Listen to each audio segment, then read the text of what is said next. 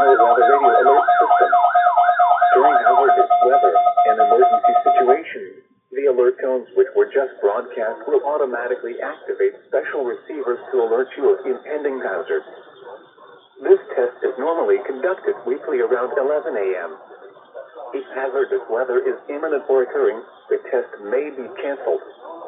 To provide the most consistent warning service possible, the alert tones will only be activated for the following counties in the KXI42 listening area: in Missouri, Perry, and St. Genevieve. In Illinois, Randolph and Perry. If your receiver was tone activated, the alert function will automatically reset after the test. This concludes our test for this week, and we will now resume normal programming.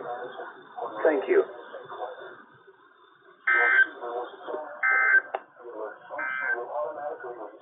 Now here is the hazardous weather outlook for portions of eastern and central Missouri, as well as west central and southwest Illinois.